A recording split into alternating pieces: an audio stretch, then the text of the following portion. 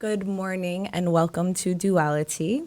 I'm your host, Akasha, and today we are talking about a few different topics. One being retrograde, one being Rona, one being mental health, one being presence. So, right now, I want to start off by setting the intention and the space for I'm no doctor, I am no therapist, I am what I am. I have certifications in the places that I do, but most importantly, I have the experiences that I have. And I chose to talk about this topic because at the end of 2020 and for New Year's, I was gifted the experience of having Rona. And that was very intense for me. So I figured since it's so taboo to speak on it, I believe that somebody should. And especially someone who is very much so affected by it. It wasn't something that was mild for me and or my loved ones around me. It was something that was affecting us and still is, dealing with the aftermath of it. And although I can talk about things in a light manner, doesn't mean that they aren't heavy. It just means that I'm navigating through them and I've sat with them and processed it and given presence to it to the point where I feel like I can speak on it. So I took my actual quarantine and then I had my emotional quarantine because after you experience something like that, it's definitely jarring to think about being around anybody when you're taking that time and you're going inward, and it's for physical reasons, for the safety of yourself and others. And it's just interesting how it affects everybody. And yeah, for me, it was like I get like seasonal allergies. And at the end of the year, I call them like backwards allergies because I don't really get them in the beginning or like when it's spring and things like that. But I was feeling sinus pressure. And that was consistent for a while. And then I started feeling more sinus pressure. And I was just like I took note of it. And then it started kind of manifesting more and coming on stronger. And when I knew for sure, I was eating these birria tacos, which slapped. Like, they were so good. I'd never had them. I wanted to get them so bad. I finally got them, and I'm sitting there, and the day before I'd woken up and I was congested, so I was already like, okay, like I'm gonna make sure I just like monitor myself this week and stay away from everybody. I had already called out of work, and I was just kind of taking the responsible steps at that time, even when I was not even sure. Then I'm eating this taco and I stopped tasting it like mid, I would say like maybe my second taco. I like dipped it into the custom, I don't know what it's called, some fancy word for like broth dip, and I just didn't taste it anymore. And I was just like, wait, what? And at that moment, I was like, everything possibly bad that I could think of in that moment was just like, it happened. It happened. I went through all 2020, and now it's like January 2nd or whatever day it was. And this is it. This is what 2021 has given to me. And then I had to, go through the process. It's like shock, grieve. There's so many different things, especially when fear is in the forefront. No matter what you believe in, no matter whether you listen to the news or you don't watch the news and you listen to, other sources or deep truthers or whatever your origin is in how you go about this, it's fear-based. There's so much fear to it. It's like we can't escape it unless we really bring that presence within ourselves in any moment, So yeah, it started becoming more of a reality, and I was like navigating through it. And at first it was just like so much anxiety. I'm like, everything I'm doing, I'm like just trying not to die, like making sure that I am sitting up while I'm sleeping and that I am moving. Like, most importantly, like moving. Like, I kept on feeling like I didn't want to move, like I didn't want to do nothing. And I was like, all right, I gotta get up. I gotta dance. I'll put on music that I love. Like, I'll blast this music. I'll do this. I'll take a shower. And I'm very grateful that I contacted my elder and his family, and he had helped me with passing on a few different things that I can do as far as like teas and, different herbs and different steams that you can do, which I highly recommend. Doing steams, you want to get that moisture in your chest, in your lungs. For me, it was like very chest. It was very like pressure in my chest, my lungs, which is already a weak spot and had been a weakened spot for me out of years of being a smoker. And not only that, but also I truly believe that any illness is tied to an emotional response and a trauma. So you can look at that from the science base. You could look at books like The Body Keeps Score as something to inquire on if you're interested in that. And then you could also look at a book like Heal Your Body, I believe it's called, by Louis L. Hayes. And that's the spiritual meanings to why we have the things that we have.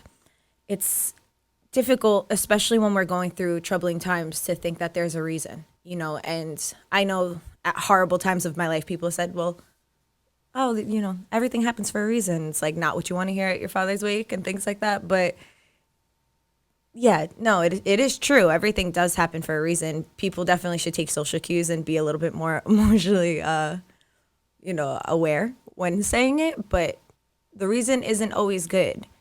But everything does come from something. There is a root cause to everything.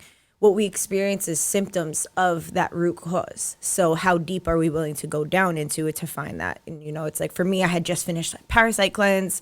I was super vulnerable and susceptible and before contracting it. And it was just really, really interesting how it all flowed in the way it did, because I felt so awesome. I was like, I got rid of all these toxins, and it's like I made space for something new. But in one way or another, it had to happen. For me, in my experience, I realized a lot of things in the time that I was by myself and isolating and quarantining. And, you always think that you do something. Like, I'll meditate, I'll sit with myself, I'll give myself that time alone. But then when you have like literally no option, you can't escape certain parts. Or you really can actually. You can escape everything, even when you're locked up in your house. But it was the times that I wasn't on my phone. It was the times that I put it down. It was the times that I wasn't on social media. It was the times that I was really just like in my body. And I kept on witnessing how much my brain was contributing to how I was feeling. Like my thoughts were contributing to how I was feeling. I wasn't just feeling things. It was like very thought oriented. So it was like all of my anxiety was coming from my thoughts, because my anxiety of worrying about the future, worrying about other people, worrying about myself. This is not in the present moment, not like, okay, I'm going to give attention to myself to make sure that X, Y, and Z doesn't happen, or getting caught up in the past and getting like in depressive spaces where I'm like, oh, I remember this, or I remember that, or oh wow, I feel like I was so much further along in this time in my life, or that time. And it's like, it's these illusions, that we conjure up from our pain body, and that being all of our experiences and our ego, and not to villainize our ego, because our ego is literally built as protection for ourselves. If something happens in our life where we are hurt, and whatever it is that we can do that's the quickest and easiest to get away from being hurt, our ego will adapt. So we may have these coping mechanisms that helped us to do or to get out of hurtful situations that may not suit us anymore. If you believe that people that you loved weren't good, or if you've seen for their truth and you believed it, and say it was like a caretaker or a family member or a partner, you would have had to have a loss, which would have hurted you emotionally, right? When you needed, say, emotional support, or you were like kind of using that person or thing or as a crutch or as survival, say it was a parent or whatever the case is. If you think as a child that is true, then you are coming to a reality that you can't really do anything about. Say you're 7 years old, like you can't just go move out and do what you have to do. Therefore, our ego builds these constructs so that we're like, okay, well, I must be crazy then, or that must not be real. And we cope in that way.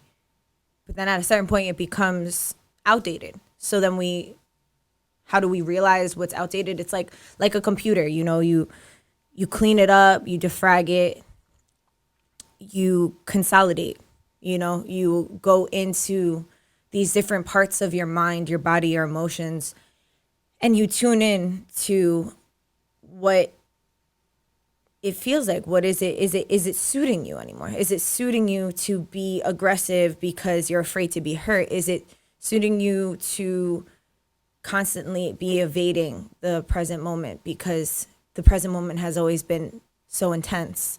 That's something that I actually came to the conclusion the other day. Like, I was on the phone with Josh. Shout out to you, Josh. I was speaking with him, and I was on the phone, and I was like scrolling on my phone. Like, I'm on the phone, but I'm scrolling on my phone while I'm talking to him, which I'm used to my whole life, most of my life, as far as I can remember, just like doing multiple things at once. And, that if we're talking symptomatically, that could be called like ADHD, right? So when you dissect that, or you sit with that for a second, ADHD is constantly being distracted, not being in the moment. So I noticed myself not being in the moment and scrolling, and I stopped. And once I stopped doing that, I stood up and I started pacing. And then once I stopped pacing, once I realized I was pacing, and then I went into the mirror and I was like, all right, I'm going to pop a pimple. And I was like, wait, no. And I was like, no, I'm going to tweeze my eyebrow. And I was like, wait, why am I doing so many things at once? What am I evading? And it wasn't that I was evading the conversation that I was having with him. It's just a coping mechanism because I was listening to it to the amount of to the capacity that I could. And it was just a really big revelation for me to realize that in the moment as it was happening. So that I say that to bring light to presence and how important it is. Presence, and not in like the cliche way, like, oh, you just have to be present. And like, listen, people say cliche things are really real. Like, we like to roll our eyes to simplified words because we are so complex and unique and individual. But that is a lot of times, yes, we are. We are, absolutely. But just as we are different, we are very much so similar as human beings. And we experience different things that can relate to others, and that being one. So when you're present, nothing can take control of you. When we have these panics and anxieties, it's that fear of like what could happen. So if we get out of the scenarios in our mind and into our heart space, into my breath, this moment, well, what can I do right now? Can I handle it right now? No, if I can't handle it right now, what can I do right now? And I feel like that helps. I know for me, I could get very overwhelmed. That's something I will set 17 different things to do in one day, like ridiculous expectations, and beat myself up when I don't get it done. I feel that when you bring yourself to that present moment, you are able to digest things better. Like, you're able to, oh, okay, well, I know that I want to have this goal, say this goal of saving $200 by the end of the week. Instead of like worrying how you're going to get the money, maybe start breaking down how much money you would need to save a day, and not worrying about how you're going to obtain it, but just making the tangible plan and then creating the space. Because that's the thing about manifestation. That's the thing about a lot of things, is like, we can manifest all day long. Like, you could sit there, you could light your candle, you could do your ritual, you can, whichever you believe in, however you believe in manifesting, whether it's mental based, spiritual based, for me, it's both. It's all things. If you're going to manifest something, what if you don't have any room for it? What if everything you prayed for, you're hoping and dreaming will come knocking down your door, but your door's shut because you've put everything, you owned in your closet instead of actually cleaning it up and organizing it and seeing what's there. We have to take tally, for lack of better words, or something. I don't know. I don't remember the word I was trying to say. Anyway, it doesn't matter. For what we have to see what we have in order to know what we want, right? And then what we want to make space for, what we don't want anymore. If I have this shirt that don't fit me, why do I have it? I could give that to someone. It could be giving someone else joy. And that's like Marie Kondo, the whole idea of anybody that has hoarding or anything of that nature to pick something up and to be like, okay, does this bring me joy? And then like feel it. Like for me, when I do things like that, I'll use my body like a pendulum. So if it's a yes, I'll ask my body, I'll close my eyes, I'll say, show me yes. And yes tends to be like leaning forward and no tends to be pushing back. So if I want to do something or if something's for me, even if I'm in the supermarket, if I'm being mindful and I'm being present and in my whole being, this is how I shop for anything. I'll ask myself, do I need this? And I'll be like, yes, no. Okay, if I'm not in my body, I say I go to food shopping, I'm hungry. Now I'm emotionally eating. So what am I getting? I'm getting whatever I'm in the mood for. And that's not always good, And that's something that I especially had to sit with last night. And that was a really intense experience. Even last night I had like such an interesting experience. I'm not going to get too much into, but essentially there was so many things that happened in such a short amount of time. I was in so much pain from like eating something, like I had eaten something. I knew even prior to eating this that I wasn't even hungry, but I was gifted it. So I was like, oh, okay, like I'll eat it. It's food, it's in front of me. And, I like food and I like this food and I like this person's cooking. So let me just eat it anyway. And my stomach was like going crazy and I felt like nauseous. I was going to throw up. And I literally haven't been in so much pain. I don't even know in so long. And even this is saying even after contracting COVID, even after having like it's such an intense experience. This experience last night with eating this food was the most painful. I felt the pain in my toes. And how I got myself out of it was I listened to myself. I listened to what I needed to do next. I knew I needed to throw up. I made space to go throw up. I knew I needed to make a steam. I just grabbed the different herbs that I knew I needed and I made the steam and I could barely walk and I just knew what I needed to do. I knew what I needed to do and I just trusted and I believed in it and I stayed present instead of worrying like, oh my God, what the fuck am I going to do? I'm going to die. I need to go to the hospital. Did those thoughts come up? Absolutely. And then every time they did, I went back into my heart and I was like, what you gonna do about it right now?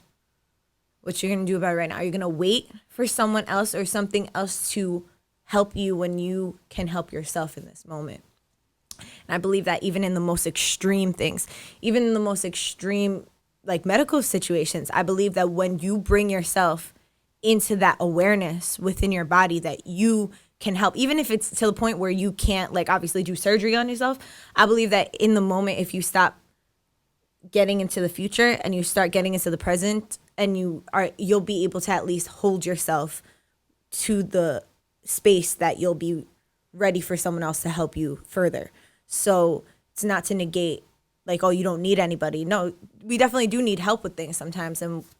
But in order to get the full experience and really penetrate healing within our being, it all starts with us. It all starts with presence and making that known within ourselves in every moment. You don't just become present. It's a constant working effort. Like I highly recommend, reading or listening to an audiobook, The Power of Now. I don't know why I had such resistance to it for so long, but I've been listening to it like on repeat for the past week or so. And it just shows you. It's just another thing. Like it maybe that resonate, maybe it won't. But what I just think is so important is to always go back to yourself. And so you can do that by even like just tapping yourself on the forehead, tapping yourself on the heart. Doing different tells when you start noticing yourself like out of your body in scenarios, in different things, like just like remind yourself that you're here, that you're in your body. And yeah, it's been really, really interesting just going through the different notions and different emotions. And it's wild too, because like once you say that you had Rona, so many people are like, oh yeah, me too. And the thing is, people are so afraid to talk about it because of all the fear that's behind it. It's like naturally, if you do what you need to do, you take care of yourself, you quarantine, you be responsible about it.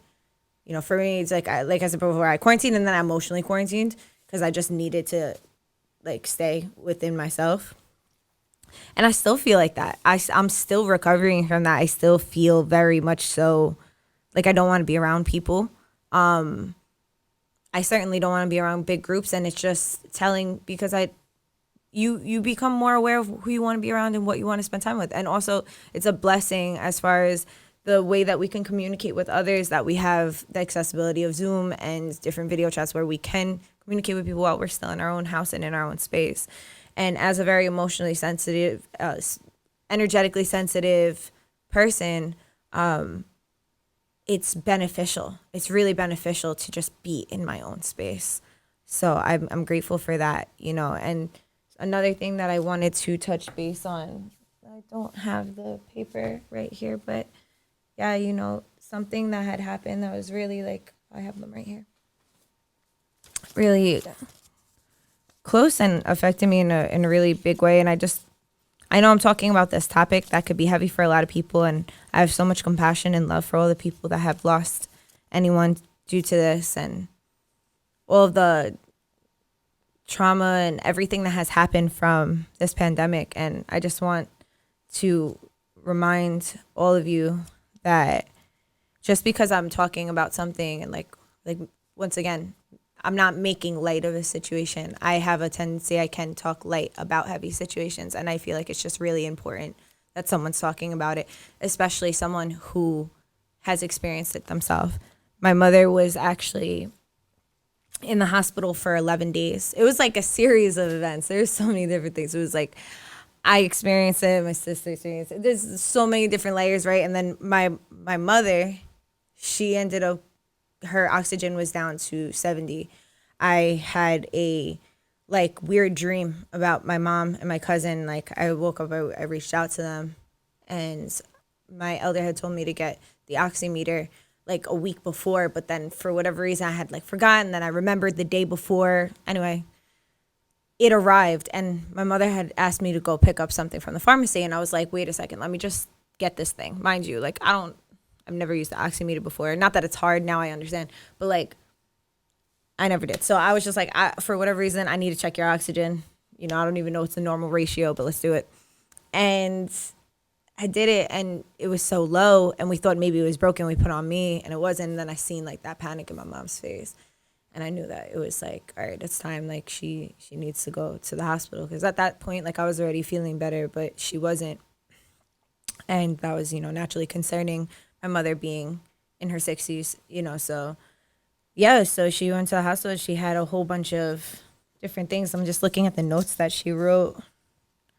She said it started like a cold. She had body aches. She started to feel the pain too much, but she was in denial of it. That's the thing too, is you'll be in denial of it. You're nah, I don't have that. For my mom, she never lost her scent and taste. But once I lost my scent and taste, I was nah, that's it. I know it. I know what it is. That's that. And yeah, so by the time she got there, she was on oxygen. She was on the really big oxygen one. And my mother's a nurse. She's an RN. She's been doing this for, I believe, over 30 years. And she specifically works in the labor and delivery side and in the clinic also. So she works with women and a lot of things centering that. So she hasn't been a patient really. And they had her in there, and she got to really get to see what it was like to be on the other side. She said that she wasn't in the room for a while. It took a few days for her to get to a room. There was a lot of things, and I know naturally the hospitals are doing the best they can. And then also she had experiences where, certain people weren't doing the best they can. And as a nurse, and seeing that side, I know that it definitely motivated my mom to want to do something to help these people in these moments, especially in these critical moments. She said that there was a nurse that came in that helped her and was really attentive to her and looked at her as a person and showed love and affection, and that changed her whole day, rather than people that are just in and out. And naturally everyone's doing the best that they can in the moment, but once again, everything goes down to presence. When you're doing something, you're focused on the next thing, you're not noticing, even looking at somebody and smiling could make a huge difference in their day. And that applies to everything, everything. And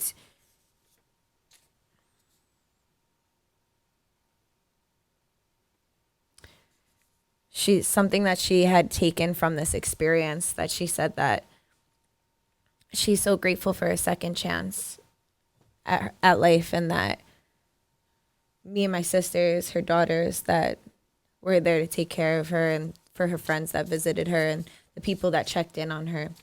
And something that I noticed that happens also is like for most of us is like, especially with anything, but what I'm speaking on COVID in specific right now is like anxiety is the biggest thing that I feel like hinders you from healing.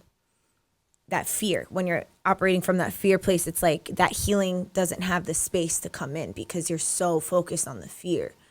And I know it's not easy. I literally lived it. Like, I know it's not easy. And it's constant effort to go back to yourself and go back and go back and go back and be like, okay, I'm here. What's next? You know, and you might think in your head like, oh, okay, I need to eat cherries. Like, eat cherries. Don't doubt yourself. Listen to your intuition. For whatever reason, those cherries might have some mineral or something in it that is going to assist in your benefit for whatever it is that you are experiencing. Listen to yourself. What's a better source than you to know what's going on within you?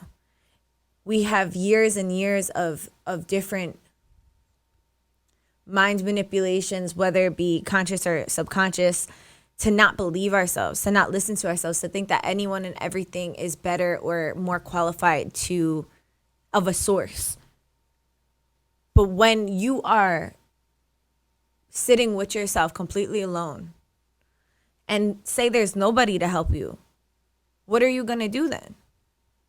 When you look death in the face and you're like, like not in the sense of like, all right, I want to, but not in the sense of like, I'm so afraid of.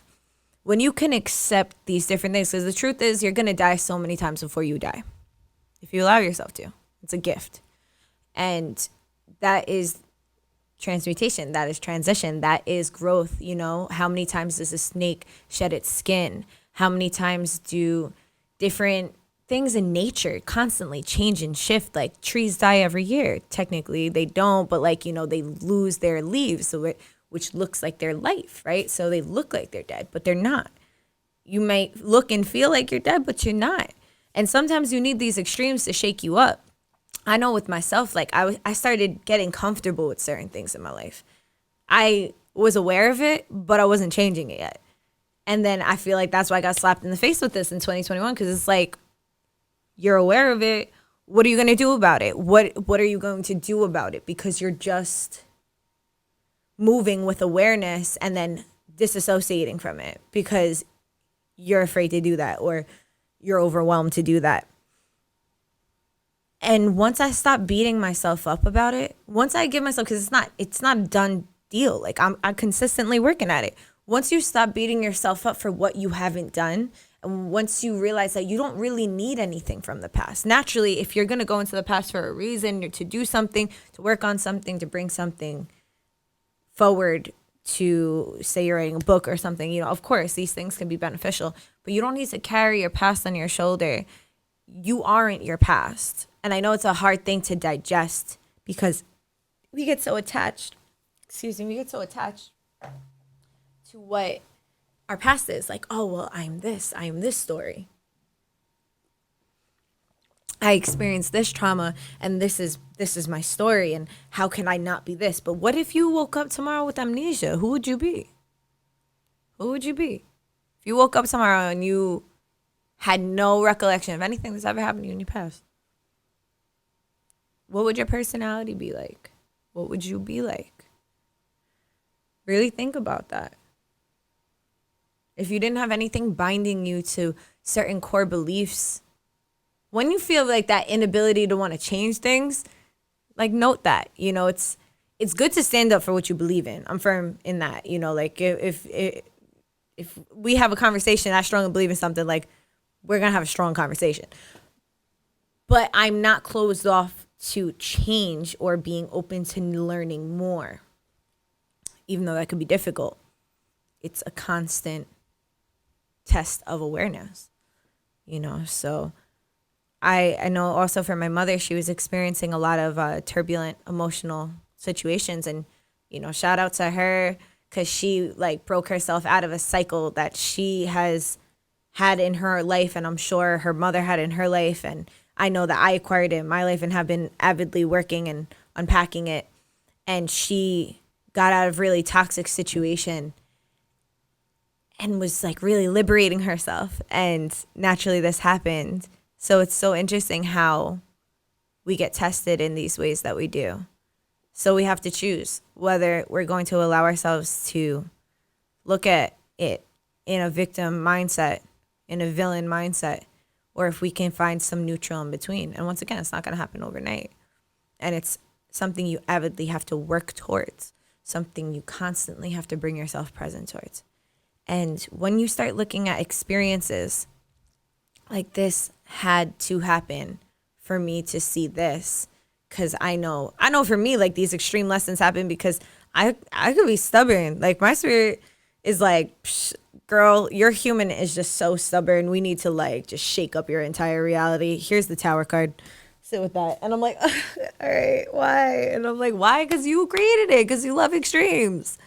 Okay, if you have extremes all over your life, paint your room gray and start and sit and look at it. Understand what gray is. I'm working on gray. I've always working on gray, and that's what duality is about, is finding the balance. That line in between the two, like just walking in that middle path and not being too here, not being too there, and allowing yourself to just constantly, when you start feeling yourself deviate from that balance, going back in, always going back in within. I did also want to touch base on retrograde. I did want to touch base on retrograde. I'm not going to get too into it.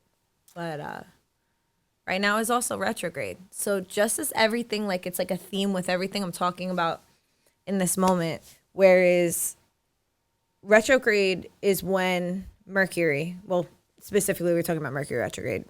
Retrograde can happen on any planet.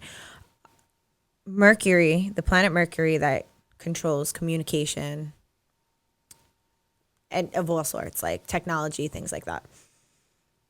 It appears to be going backwards, but really it slows down in rotation.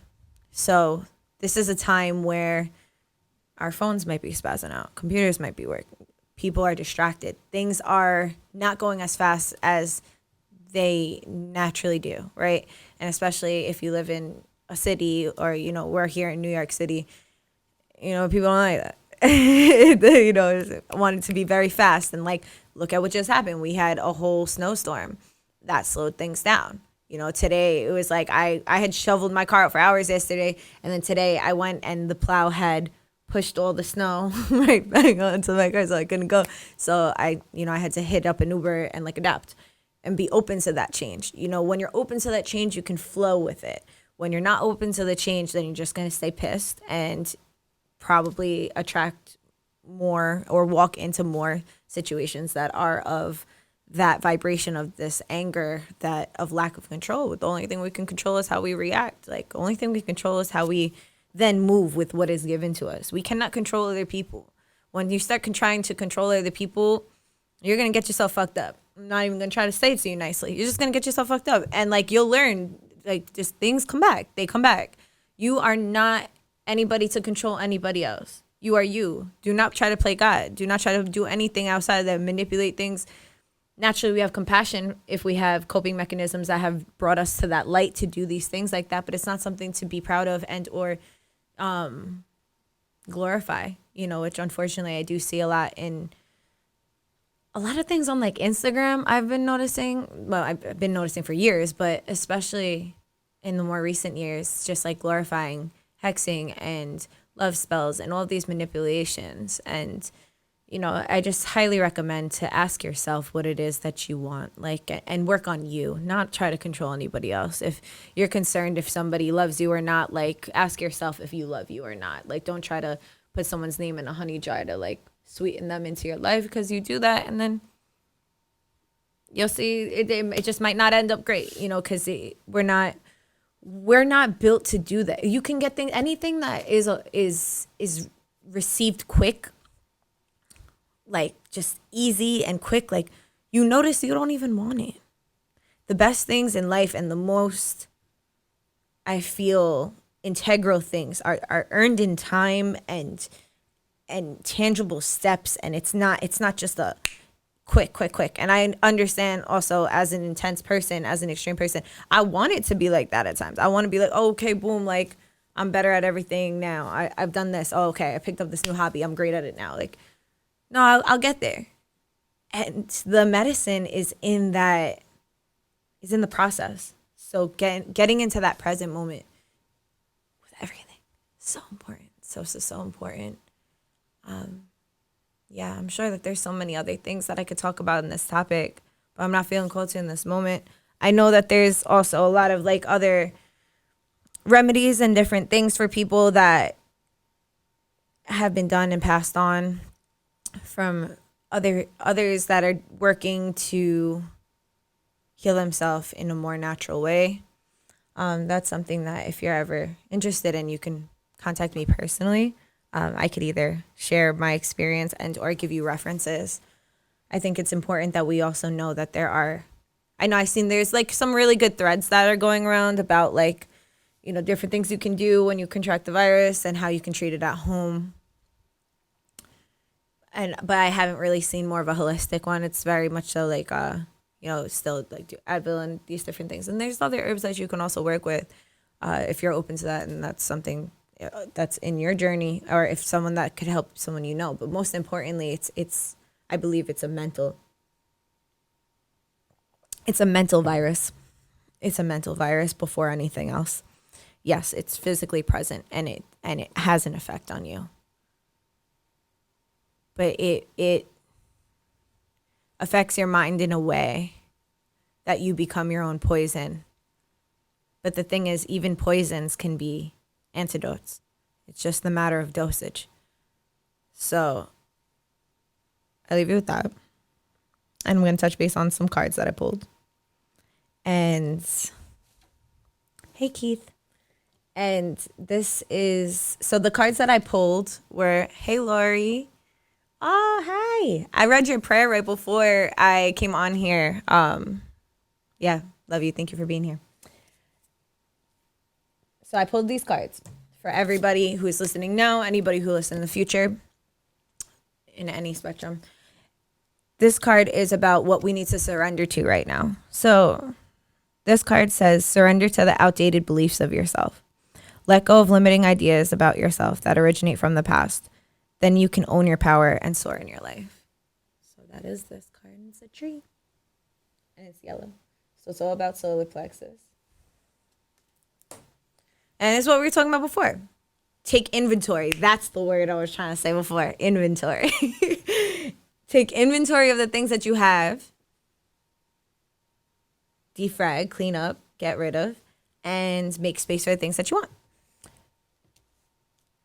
What should we do right now for ourselves as far as self-care? Create art.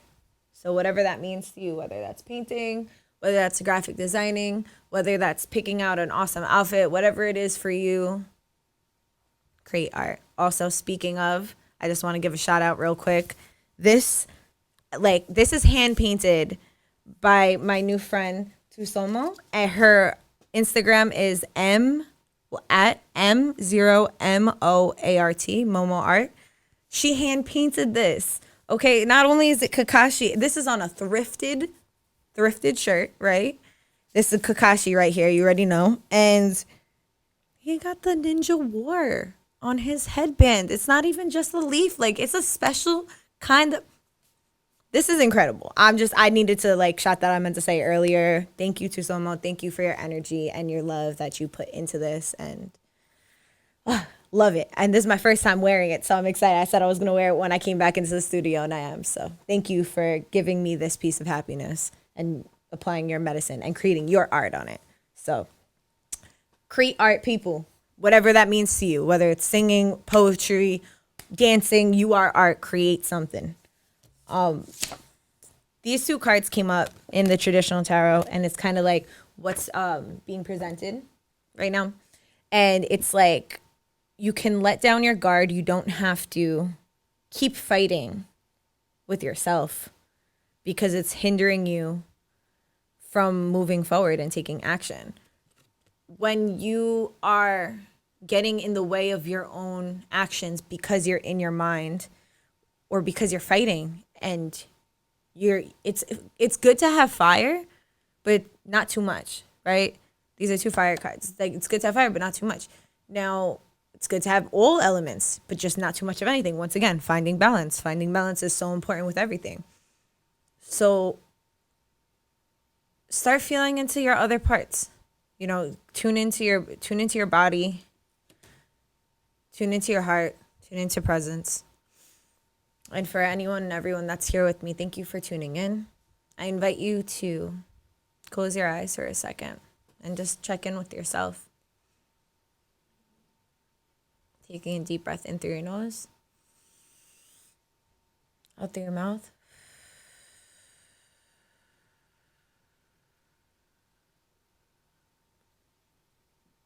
And just going into that space. Everything that we ever need is in the silence. It's in the stillness. It's in the place that we avoid the most. So go check it out and investigate. Thank you all for tuning in. I hope you have a great day, and I will see you next week.